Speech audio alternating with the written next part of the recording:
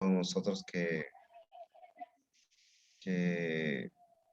necesitamos siempre una preparación previa a todo ello para nosotros poder pues enfocarnos a todo ello, pero más que ello, tener pues, una buena disposición para el encuentro con la palabra de Dios. Entonces, ya cada uno de ustedes sabe que el primer paso que tenemos que dar siempre es la preparación inmediata, que es la súplica al Espíritu Santo. Entonces, empezamos con la invocación al Espíritu. Entonces, dejo el tiempo a quien tiene a cargo esto. En el nombre del Padre, del Padre, del Hijo, del Espíritu Santo. Amén. Señor, danos la sabiduría de corazón para leer, escuchar y comprender tu palabra. Que podamos recibirla siempre con alegría, escucharla con amor, meditarla y hacer la vida en nosotros y que se manifieste en nuestras actitudes. Que tu palabra sea para nosotros fuerza de liberación contra toda esclavitud. Que podamos conocerte y amarte por medio de ella. Y que podamos anunciarla y testimoniarla a los demás. Ilumínanos, Señor, para entenderla y cumplirla. Gloria al Padre, al Hijo y al Espíritu Santo, como era en un principio, ahora y siempre, por los siglos de los siglos. Amén. En el nombre del Padre, del Hijo y del Espíritu Santo. Amén. Amén. Muy bien. Entonces ahora pasamos al otro punto que nos corresponde, que es la lectura. Entonces ya sabemos muy bien que en esta parte siempre tenemos que contestar a la pregunta, ¿qué dice el texto? Y lo interesante de todo ello que nos invita, no solo oír, sino también escuchar. Entonces pasamos a la lectura y escucha de la palabra de Dios. Dejamos el tiempo para la primera lectura.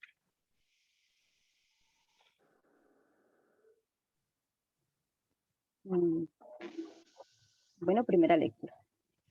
Se abrió el templo de Dios en el cielo y dentro de él se vio el arca de la alianza. Apareció entonces en el cielo una figura prodigiosa, una mujer envuelta por el sol, con la luna bajo sus pies y con una corona de 2 estrellas en la cabeza. Estaba encinta y a punto de dar a luz, y gemía con los dolores del parto. Pero apareció también en el cielo otra figura, un enorme dragón, color de fuego, con 7 cabezas y 10 cuernos, y una corona en cada una de sus 7 cabezas. Con su cola barrió la tercera parte de las estrellas del cielo y las arrojó sobre la tierra. Después se detuvo delante de la mujer que iba a dar a luz, para devorar a su hijo, en cuanto éste naciera. La mujer dio a luz un hijo varón, destinado a gobernar todas las naciones con cetro de hierro. Y su hijo fue llevado hasta Dios y hasta su trono. Y la mujer huyó al desierto, a un lugar preparado por Dios. Entonces oí en el cielo una voz poderosa que decía: ha sonado la hora de la victoria de nuestro Dios, de su dominio y de su reinado, y del poder de su Mesías. Palabra de Dios. Te la damos, Señor. Bien, pasamos a la segunda lectura. Segunda lectura. Hermanos, Cristo resucitó y resucitó como la primicia de todos los muertos, porque si por un hombre vino la muerte, también por un hombre vendrá la resurrección de los muertos. En efecto, así como en Adán todos mueren, así en Cristo todos volverán a la vida, pero cada uno en su origen. Primero Cristo como primicia, después a la hora de su advenimiento los que son de Cristo. Enseguida será la consumación, cuando después de haber aniquilado todos los poderes del mal, Cristo entregue el reino a su Padre, porque Él tiene que reinar hasta que el Padre ponga bajo sus pies a todos sus enemigos. El último de los enemigos sin ser aniquilado será la muerte, porque todo lo ha sometido Dios bajo los pies de Cristo. Palabra de Dios. Te alabamos, Señor. Vamos ahora entonces a la escucha del Santo Evangelio.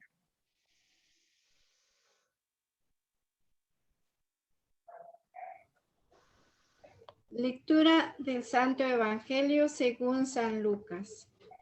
Gloria a ti, Señor Jesús. En aquellos días María se encaminó presurosa a un pueblo de las montañas de Judea y entrando en la casa de Zacarías, saludó a Isabel. En cuanto ésta oyó el saludo de María, la criatura saltó en su seno. Entonces Isabel quedó llena del Espíritu Santo y levantando la voz exclamó: Bendita tú entre las mujeres y bendito el fruto de tu vientre. ¿Quién soy yo para que la madre de mi Señor venga a verme? Apenas llegó tu saludo a mis oídos, el niño saltó de gozo en mi seno. Dichosa tú que has creído, porque se cumplirá cuanto te fue anunciado de parte del Señor. Entonces dijo María: mi alma glorifica al Señor y mi espíritu se llena de júbilo en Dios mi Salvador, porque puso sus ojos en la humildad de su esclava. Desde ahora me llamarán dichosa todas las generaciones, porque ha hecho en mí grandes cosas el que todo lo puede. Santo es su nombre, y su misericordia llega de generación en generación a los que lo temen. Ha hecho sentir el poder de su brazo, dispersó a los de corazón altanero, destrozó a los potentados y exaltó a los humildes. A los hambrientos los colmó de bienes y a los ricos los despidió sin nada.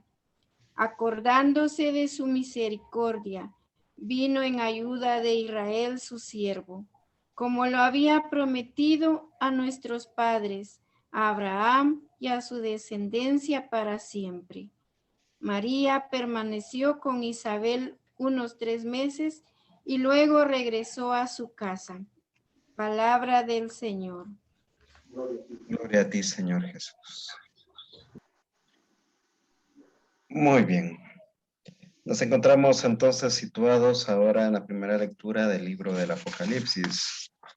Interesante cómo nos presenta cuando hablamos de este libro, porque para muchos este libro significa, podemos decirlo, terror, para otros significa quizás que ya viene el fin del mundo cuando escucha esa palabra Apocalipsis. Pero realmente la palabra Apocalipsis, pues no solamente por la palabra, sino lo que contiene, pues son cosas, o sea, a la vez son cosas hermosas, sino como nos lo han planteado muchas veces en otras ocasiones, ya sea por escuchar algunas prédicas o escuchar ciertas cosas que encontramos y miramos en el internet, en el Facebook y un sinfín de redes sociales. Para empezar, podemos decir que el libro del Apocalipsis es un libro litúrgico. ¿Por qué razón?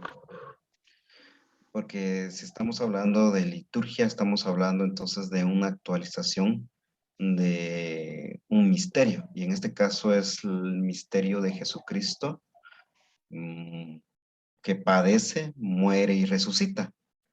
Y si se da cuenta usted, todo el Apocalipsis va a hablar de eso, del Cordero degollado, que el Cordero degollado que también tiene sus súbditos, que son los cristianos que viven en la tierra, y que al final siempre es el bien el que gana. Y dentro de la estructura del libro del Apocalipsis encontramos muchos cánticos.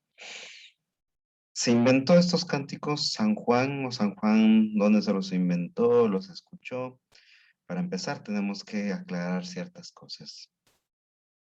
El Apocalipsis, por lo tanto, no podríamos decir que es un libro de apariciones o que San Juan sabrá dónde viajó y miró todo ello. No, al contrario. Se dice y se cree y se tiene muy en cuenta en los estudios bíblicos que el libro del Apocalipsis, por lo tanto, es un libro de didáctica, un libro de enseñanza. Y siempre va a tener muchos elementos, muchos signos, símbolos que nosotros hoy en día no podemos descodificar, o sea, en el sentido de que no sabemos también a qué cosa se refería cuando escribe San Juan en este libro, sino simplemente tenemos algunas alusiones acerca de las cosas a las cuales él pudo haberse referido. ¿Por qué razón? Porque San Juan escribe los códigos que utiliza y todos los símbolos van conforme al tiempo de él. ¿Y por qué razón? Porque resulta que San Juan no puede escribir abiertamente al referirse a, por ejemplo, cuando se refiere a Babilonia, se está refiriendo al Imperio Romano que estaba dominando en ese entonces. ¿Por qué razón San Juan disfraza todo ello con otros símbolos y no tienen en cuenta los signos originales? Por ejemplo, ¿por qué no dijo que el Imperio Romano es el que está dominando, es quien sale de las aguas, la bestia escarlata, es el Imperio Romano? Porque acordémonos que los barcos que en ese entonces, donde se transportaba todo el ejército romano, pues tenía banderas rojas. Entonces esas son las bestias escarlatas a las cuales se refiere. Pero las disfraza con el sentido de que esa carta, al momento de salir de la cárcel, en este caso estamos hablando de la isla de Patmos, la correspondencia que salía de esos lugares, pues tenía que ser revisada antes de proceder a la entrega de ese documento. Por lo tanto, no había libertad de poder escribir las cosas como realmente son. Entonces, ¿qué hace San Juan? Entonces disfraza con otros nombres, con otros, no solamente nombres, sino también cosas, signos, símbolos que van casi quedando al original, pero a veces se queda muy alejado. Entonces, por esa misma razón, San Juan utiliza estos códigos, llamémosle así, porque así se habla teológicamente, estos códigos que solamente podían interpretar las comunidades primitivas. Entonces, cuando nosotros leemos esta parte tan hermosa del capítulo 2, capítulo 11 y parte del capítulo 12, lo que alucimos rápidamente es la Virgen María. Pero resulta que no se está refiriendo así, de cierta manera, a la Virgen María en un primer momento. Tal vez sí toma parte de ella como el signo como tal, pero en este caso no se está refiriendo a la Virgen María, sino que se está refiriendo a la iglesia perseguida. Entonces, al verse la iglesia perseguida, y esto lo hemos hablado en otras ocasiones, que todo como comienza, así termina. Cuando se habla en el lenguaje bíblico, por ejemplo, si empezó todo en el paraíso, Adán y Eva, en el Apocalipsis termina todo en el nuevo paraíso, la nueva Jerusalén. Entonces, es como algo cíclico. Entonces, de igual manera, esta escena que aparece y que escuchamos en la primera lectura, ¿a qué nos lleva? Nos lleva primeramente a ver la escena nuevamente de Jesús naciendo y perseguido. En este caso también está el papel de la mujer. En este caso, refirámonos entonces aquí, en este caso a la Virgen María. Entonces a María como esa mujer que vuelve nuevamente como a repetirse la historia. Vemos el caso de la Virgen María con San José cuando Jesús nace y el rey Herodes pues quiere matar, lo que hacen, salen huyendo. Entonces el dragón que persigue a la mujer y persigue hasta que nazca el niño, son estos mismos elementos. Acordémonos que en ese entonces los evangelios no habían, pues, tal vez ya habían surgido, pero no se habían extendido y nadie casi los conocía. Entonces, tratan la manera de un poco de hacer cíclicamente nuevamente la historia, que así como pasó la familia de Nazaret, eso mismo pasa la iglesia naciente.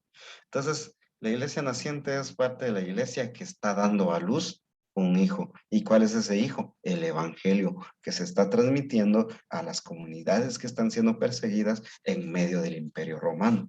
Entonces, juega un papel muy importante, pero viéndolo ahora desde el aspecto espiritual, también trae para nosotros cosas muy elementales y que debemos tener nosotros muy presente. ¿Qué quiero dar a conocer entonces esta lectura? Es que dentro de todo ello, la Asunción de la Virgen María, cuando como se celebra y se va a celebrar este 15, pues tiene la connotación de ver la iglesia triunfante.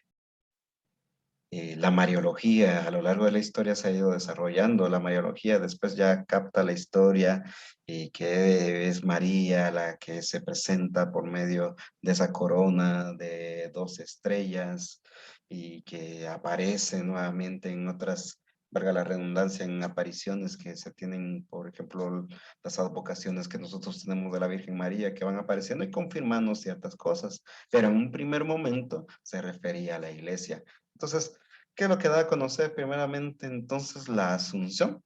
No es exaltar tanto a la Virgen María, sino exaltar el triunfo de Cristo. ¿Por qué razón? Porque si Cristo asciende al cielo, ya todos también participamos de eso mismo, poder estar con Dios, poder estar con Jesucristo, pero sobre todo también poder resucitar con Él. Entonces, a eso nos referimos un poco a esta lectura tomada del Apocalipsis del apóstol San Juan, que nos lleva a todos nosotros a creer esto, la victoria de Cristo sobre el mal, pero no solamente la victoria de Cristo, porque es también la victoria de la iglesia. Entonces, en eso encierra todo el Apocalipsis. Cuando usted vaya a leer el libro del Apocalipsis, léalo en esa clave. Victoria de Cristo, victoria de la iglesia. Entonces, cuando usted lo lee y se mete de lleno a la lectura del Apocalipsis, se va a encontrar usted con algo muy bonito. Y recomiendo, no es propaganda, si usted podía comprar ese libro el comentario a la Biblia de Jerusalén, titulada El Apocalipsis, pues es muy bueno. Y ahí puede usted encontrar muchas cosas y comprender bastantes cosas. Muy bien. La segunda lectura, por lo tanto, también nos va presentando a nosotros la victoria misma de Cristo. Por eso aquí está reflejada todo ello. Entonces, ¿qué dice? ¿Qué empieza diciendo San Pablo? Hermanos, Cristo resucitó y resucitó como la primicia de todos los muertos. Ay, pero, ¿por qué primicia de todos los muertos? ¿Acaso ya habían muerto? ¿No acaso ya habían muerto algunas otras personas? Pero en este caso no se está refiriendo como primera persona muerta, sino en el sentido de que es la primicia de los, llamémoslo así, de los muertos que van a resucitar.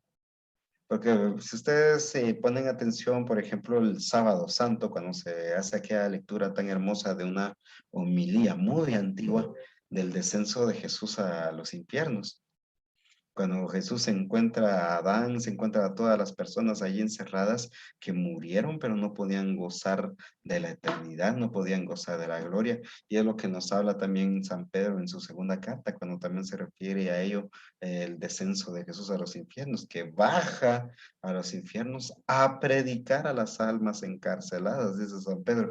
Entonces, está este enfoque entonces. Cristo entonces que es perseguido, es muerto en la cruz, baja a los infiernos, al lugar de los muertos, o como se le conoce, el Hades en griego. También entonces tiene esta connotación, la victoria de Cristo. Entonces dice, prosigue San Pablo diciendo, en efecto, así como en Adán todos mueren, así en Cristo todos volverán a la vida. ¿Por qué? Porque si Cristo muere, pero no se queda muerto, sino que resucita. Por eso, primicia de todos los muertos. ¿Por qué? Porque resucita.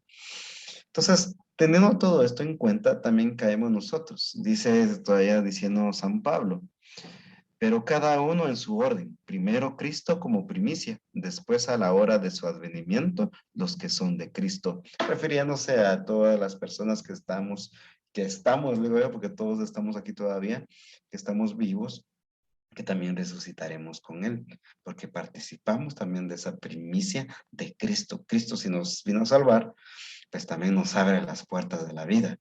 No, nos abre a nosotros las puertas para que todos nosotros podamos entrar, para que todos nosotros podamos gozar de la gloria del Señor.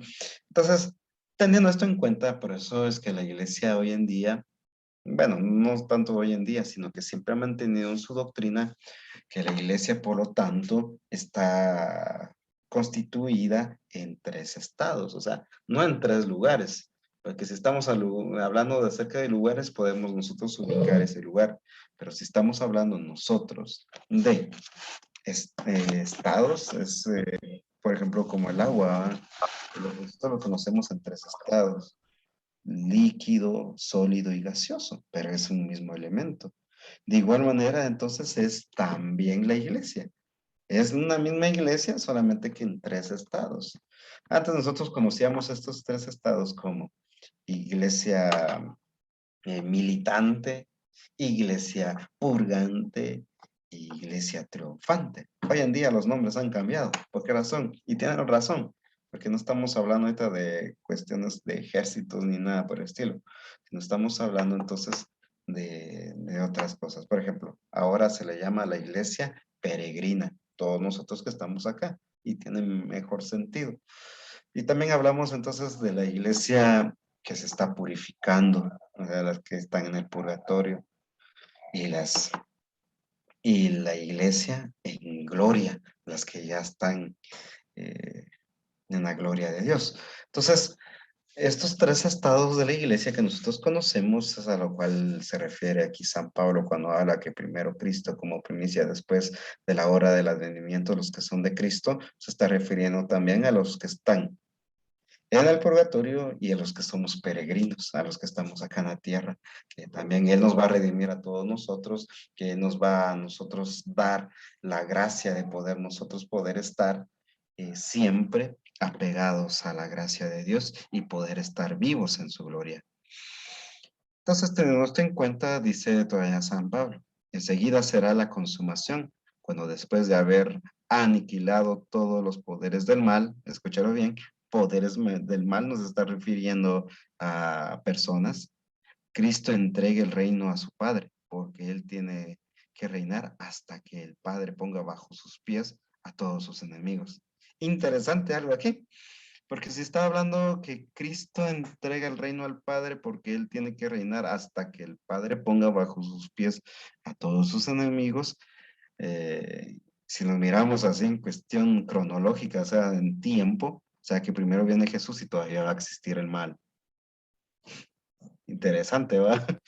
Pero si nos damos cuenta, aquí se está refiriendo siempre al triunfo de la iglesia, el reino de Cristo por medio de su iglesia. Y es lo que mirábamos también en el Apocalipsis, o sea, siempre tienen ese tinte, la victoria de la iglesia, pero también victoria de Cristo. Cristo quien vence y vence la iglesia, porque son uno solo. Entonces, es un poco a lo que se refiere San Pablo cuando escribe a los Corintios. Y en el Evangelio, que haciendo una breve exégesis de todo ello, nos vamos a encontrar con este hermoso cántico que encontramos en el Evangelio de San Lucas. Recordamos que el Evangelio de San Lucas trata de rescatar todos aquellos aspectos que han sido derrochados por los judíos. En este caso, las personas que eran muy hechas a un lado eran los niños, huérfanos, viudas y todas las mujeres. Eran discriminadas en ese entonces. ¿Por qué? Porque no valían. Pero San Lucas en su evangelio trata de tomar en cuenta el papel muy importante de la mujer, de los niños y todas estas personas que eran discriminadas en ese entonces. Por eso vemos el caso de aquí que pone a Santa Isabel, quien da a luz a Juan el Bautista, al mismo Zacarías, que los ancianos no valían nada porque ya no podían dar ni ofrecer nada a la sociedad. El caso de María que entra y todos estos elementos que vamos a ver ahora. ¿Qué pasó entonces antes de que María fuera a visitar a su prima? Resulta que lo que nosotros encontramos en los versículos anteriores, y tanto desde el versículo 33 hasta el 38, es lo que nosotros encontramos como la anunciación de la encarnación del Hijo de Dios. Y me parece mucho salvar esta palabra que a veces aparece y que a veces nos lo dicen y a veces, ay, tiene razón, decimos a veces. Este saludo que hace el ángel Gabriel. Dios, o como aparece en otras traducciones, Ave María, Dios te salve María.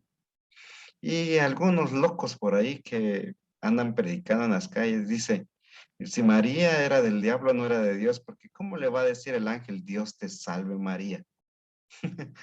Interesante el término, porque no se está refiriendo al término de salvar o redimir, sino que es un saludo en latín que usaban los romanos, que es el mismo connotativo que nosotros conocemos cuando saludan Ave César, Ave Nerón, y así sucesivamente se saludaban, era un saludo de majestad que se le daba a los emperadores y reyes. En este caso, el ángel Gabriel llega, se le aparece a María y le dice, Dios te salve, María. En otras palabras, Ave María, yo te saludo, María, o yo te saluda, reina, lo más hermoso de este mundo, en otras palabras. ¿Por qué razón? Porque son una de las palabras que cuesta traducirlas, ya tomadas desde el griego, y traducirlas al español. Yo no sé si le ha pasado a usted que hay veces que usted quiere explicar algo y la palabra no da para explicar eso que usted quiere dar a conocer. Como te digo, bueno, te voy a decir esta palabra, pero más o menos es a eso, pero no es eso. Y así nos pasa a veces, ¿por qué? Porque el lenguaje queda muy corto ante las expresiones que el ser humano quiere dar. Entonces, ese saludo de Dios te salve María va mucho más allá de lo que nosotros podemos explicar al decir yo te saludo María, va mucho más allá. Porque el término que utiliza el ángel Gabriel es Ave María, quejarito mene. Y entonces ahí te utiliza un poco latín y griego, pero la verdadera traducción dice, tomando ahora el griego, jaire, que es el saludo, jaire María, que jarito menen. Jaire, entonces es el saludo, ave, yo te saludo. María es la traducción en original del griego, que es María. En realidad el verdadero nombre en hebreo es Miriam. Solo que en griego ya cambia ya la pronunciación, es María. Entonces, Jaire, María, que jaritomen. Yo te saludo, María, muy llena de Dios. Es lo que le quiere decir. Cuando le habla entonces del que jaritomen, estamos hablando acerca de muy lleno. No solamente estamos hablando de lleno, sino muy lleno. ¿Por qué hago esta salvedad? Porque también en Hechos de los Apóstoles, no recuerdo si es en el capítulo 2, capítulo 3 o 4, entre esos capítulos, va que es el 4, no recuerdo está muy bien, donde aparece el diácono Esteban. Y habla el autor de Hechos de los Apóstoles, que es el mismo San Lucas. Habla y dice, y aparece entonces Esteban, lleno de gracia. El término que se utiliza en griego es quejaritos. Aparece Esteban quejaritos. Y María es quejaritomene. O sea, tiene totalmente distinto. En el verdadero, en el original, pero ya traducido al español suena lo mismo, pero no es lo mismo. Entonces, ¿a qué se refiere con el quejaritos de Esteban? Se refiere a, entonces aparece Esteban lleno de gracia. Así se quedó lo normal, lo que una persona puede ser lleno de gracia. Pero el quejarito menen, a lo cual se refiere a la Virgen María, es muy llena de gracia. O sea, que supera todavía la gracia que toda persona podía tener que había conocido a Cristo y que seguía a Cristo. y es el mismo San Lucas quien escribe. Es bueno tener siempre estos elementos para que nosotros también sepamos a qué se refiere todo lo que nosotros vamos encontrando. ¿Por qué razón? Por lo que vamos a encontrar ahora en el Evangelio. Dice San Lucas, en aquellos días María se encaminó presurosa a un pueblo de las montañas de Judea. Y aquí está el elemento que siempre hemos encontrado, la montaña de encuentro. ¿Encuentro con qué? Con lo divino. Pero en este caso no es María que se va a encontrar con lo divino, sino a quién va a visitar.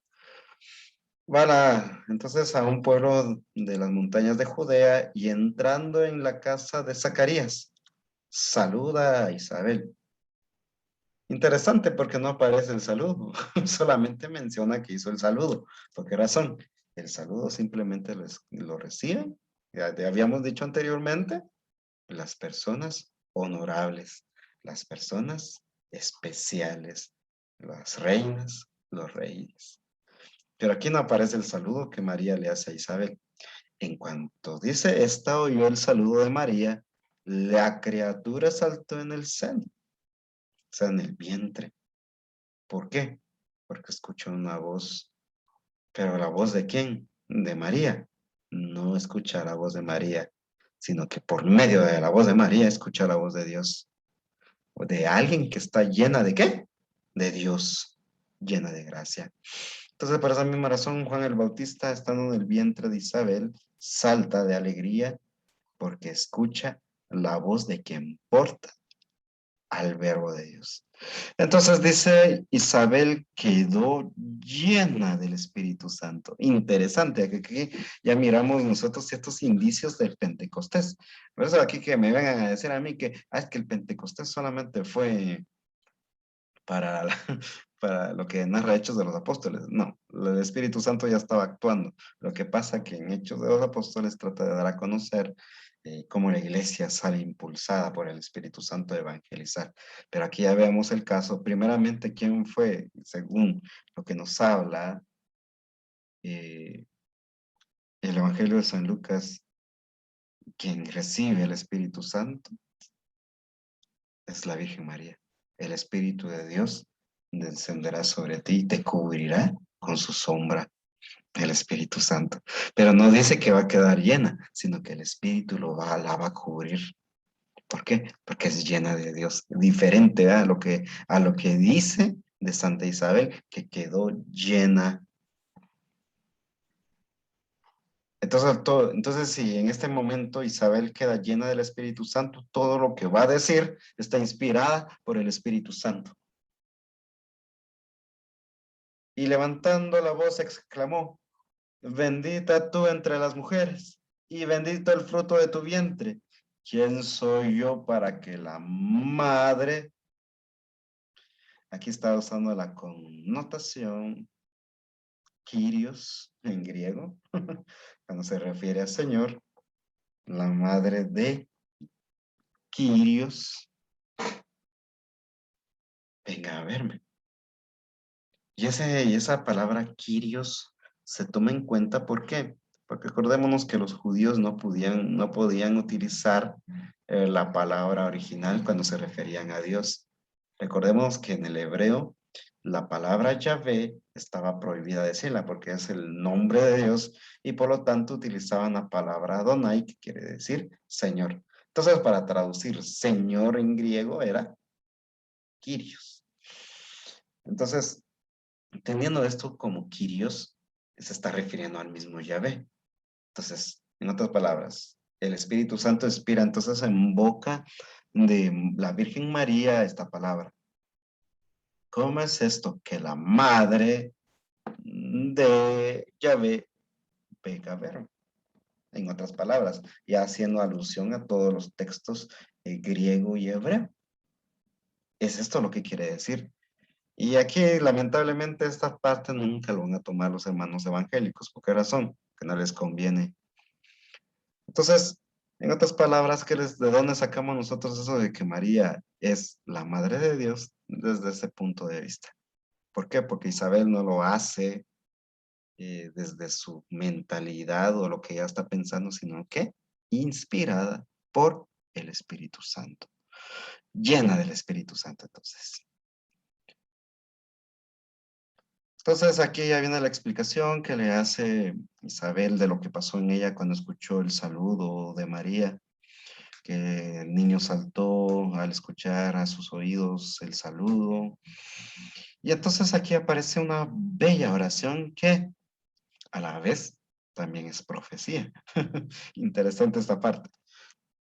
Entonces, ¿cómo se va formando entonces esta parte? Recordemos que en ese entonces las mujeres no podían asistir a las escuelas y mucho menos tener contacto con las Sagradas Escrituras. Cuando usted tenga tiempo, póngase a ver su Biblia, ya si entiende la Biblia de Jerusalén, mucho mejor. Ahí aparecen textos paralelos, son los textos que aparecen al lado de la escritura como tal, aparecen unos textos bíblicos. Si usted toma esos textos paralelos que aparecen en la parte del Magnificat, ahí le van a aparecer textos de salmos, textos también de otras partes de otros libros del Antiguo Testamento, incluidas en el Magnificat. Pero entonces, ¿será que San Lucas se lo inventó? ¿Será que San Lucas se inventó esa oración y se la puso en la boca a la Virgen María? Pues no. La respuesta aquí es sencilla. Si estamos hablando entonces de María, la Madre de Dios, una mujer llena de gracia, entonces estamos hablando de una mujer que, aunque no tenga contacto con los verdaderos pergaminos o los rollos, porque no conocían la Biblia como lo tenemos ahora, sino los rollos de papiro, de cuero, ella sabía escuchar, ella escuchaba. Algunos pueden decir que tal vez tenía una memoria muy grande que procesaba toda esa información acerca de los salmos. Y posiblemente los papás de ella pues también acentuaban y también practicaban mucho la lectura de las Sagradas Escrituras. Entonces ella aprende y damos cuenta que también ella está cubierta, como le dice el ángel, bajo la sombra del Omnipotente, o sea, del Espíritu Santo. Entonces, María entonces es inspirada tomando parte de los salmos y de las sagradas escrituras para formar esta hermosa oración que nosotros tenemos, el cántico de la Virgen María, titulada El Magnificat. Interesante porque es profecía. Empieza aquí todo, pero quiero dejar claro, ¿cuál es el centro de todo ello? ¿Es María, es Isabel, el niño? No, es Dios, porque en todo se va narrando a Dios.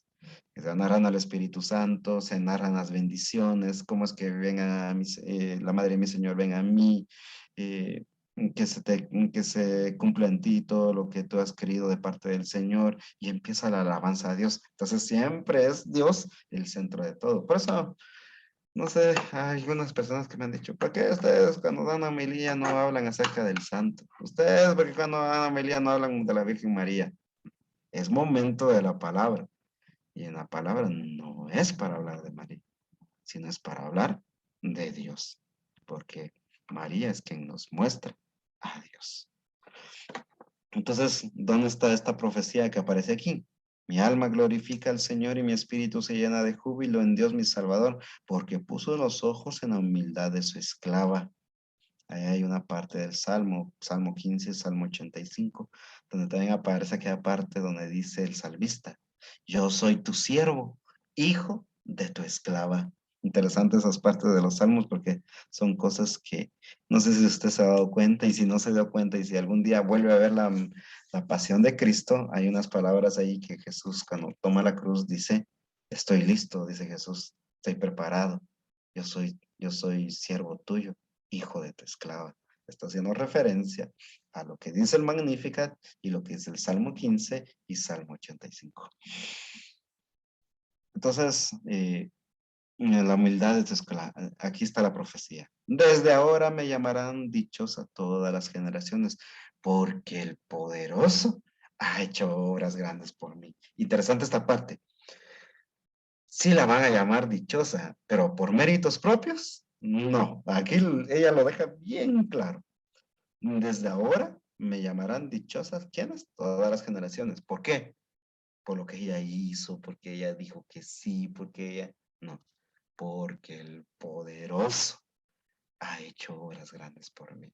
Entonces, María es el instrumento entonces por el cual nosotros podemos reconocer la acción de Dios. Es eso. ¿Cuál es el papel de María entonces? Que por medio de ella podemos ver nosotros la acción de Dios. Y así sucesivamente va lanzando muchas cosas, sobre todo la exaltación de aquellos, aquí en este caso habla acerca de los humildes, de aquellos, los pobres, de lo que ya decíamos anteriormente, a lo cual San Lucas hace mucha relevancia a todas aquellas personas que eran discriminadas, pero que sobre todo eran desechadas. Entonces es un poco lo que nos habla y teniendo un poco la exégesis de estas lecturas que nosotros hemos tenido. Muy bien, entonces ya teniendo esto en cuenta, pasamos un poco a la meditación. ¿Qué nos dice el Señor por medio de esta palabra que hemos escuchado? Es el hoy de la palabra. En ciertas palabras, en pocas palabras, podemos decir, ¿qué nos dice el Señor? Primeramente nos invita a nosotros a vernos de lleno como parte de la iglesia, como miembros del pueblo de Dios que triunfa, así como ha triunfado María al llevar al Hijo de Dios en su vientre, que Dios estuvo con él.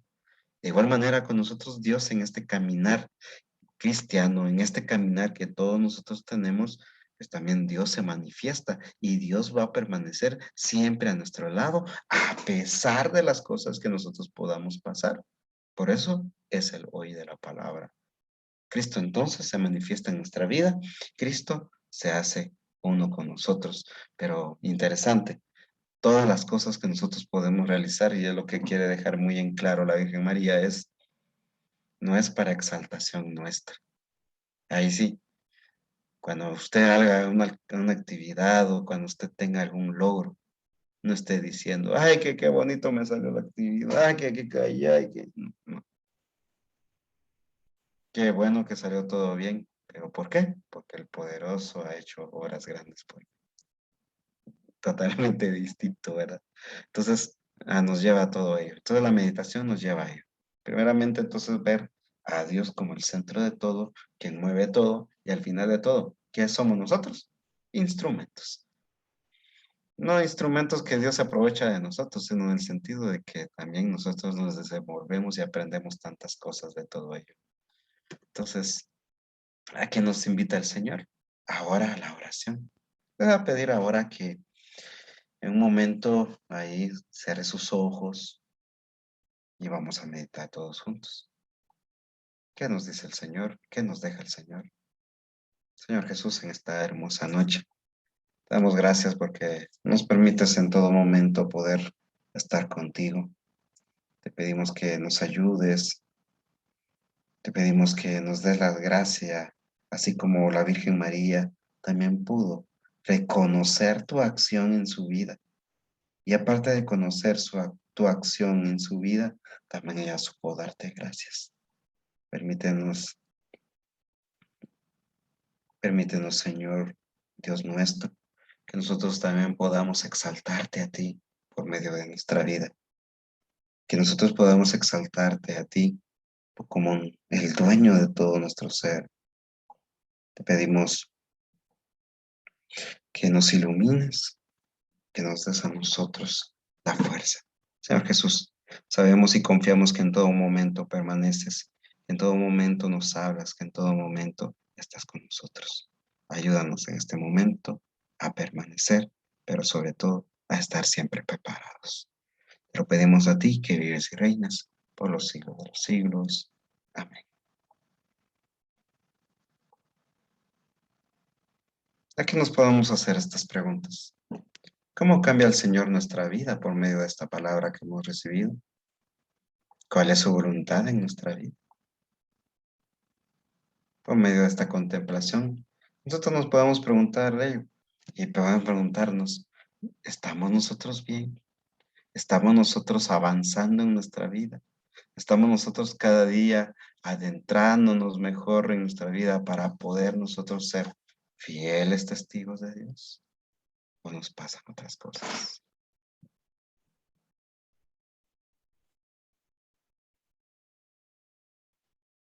Y pasamos a la acción.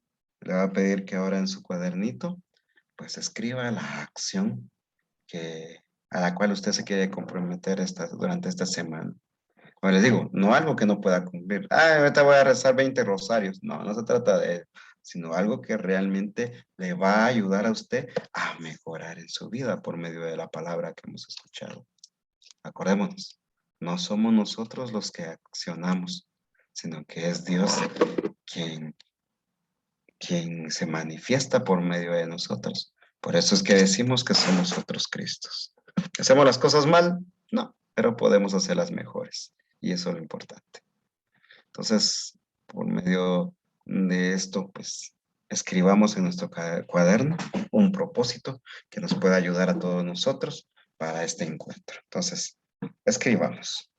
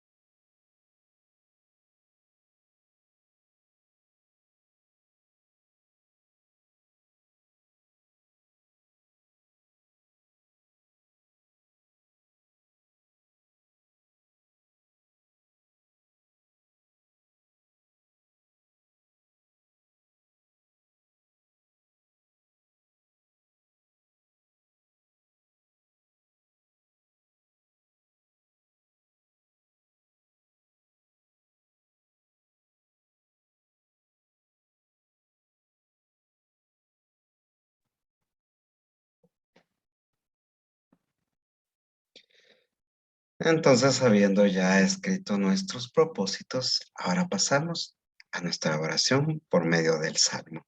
Así que dejo a cargo a la persona que tiene indicada la lectura del Salmo para poder ir ya finalizando con esta lección divina.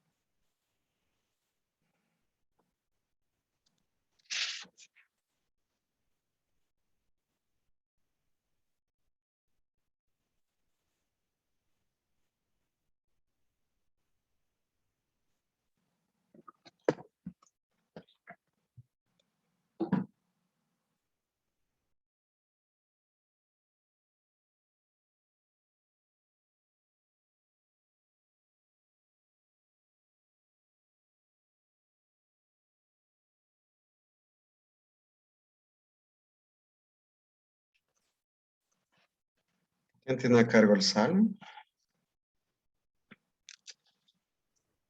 Perdón, no había activado la... Ahorita voy. De pie a tu derecha está la reina. De pie a tu derecha está la reina.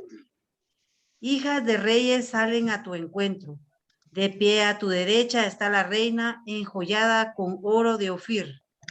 De pie a tu derecha está la reina. Escucha, hija, mira y pon atención. Olvida a tu pueblo y la casa paterna. El rey está prendado de tu belleza. Ríndele homenaje porque él es tu señor. De pie a tu derecha está la reina. Entre alegría y regocijo van entrando en el palacio real. A cambio de tus padres tendrás hijos que nombrarás príncipes por toda la tierra. De pie a tu derecha está la reina. Gloria al Padre, al Hijo y al Espíritu Santo. Como era en el que ahora y siempre por los siglos. Muy bien, hermanos y hermanas. El Señor que en esta noche nos ha invitado a todos nosotros a seguirlo a Él más, a encontrarnos con Él en todo momento. Pongamos en manos del Señor a todas las personas enfermas, a todas las personas que no pudieron conectarse el día de hoy, por las personas que necesitan de Él, y que también nos comprometamos nosotros también a involucrar a otros en todo ello. De esta manera a veces cuesta porque les excusas, no tengo internet o un sinfín de cosas, pero vale la pena a veces compartir todo lo que aprendemos. Pongamos en manos del Señor todas estas personas, también por nosotros, por nuestras familias, con esa oración que Cristo nos enseñó diciendo: Padre nuestro que estás en el cielo, santificado sea tu nombre. Venga a nosotros tu reino. Hágase tu voluntad en la tierra como en el cielo. Danos hoy nuestro pan de cada día. Perdona nuestras ofensas, como también nosotros perdonamos a los que nos ofenden. No nos dejes caer en tentación y líbranos del mal. Amén. Amén. Muchas gracias, pues, hermanos y hermanas, por este momento. También les invito a que podamos nosotros también transmitir esto a otras personas también para que ellos participen. Y ahí sí, de igual manera, podamos evangelizar de esta manera. Entonces, el Señor esté con ustedes. Con tu espíritu. La bendición de Dios Todopoderoso, Padre, Hijo y Espíritu Santo, descienda sobre ustedes y los acompañe siempre. Amén. Amén. Pasen buena noche, hermanos y hermanas. Padre, mañana va a haber catequesis presencial y también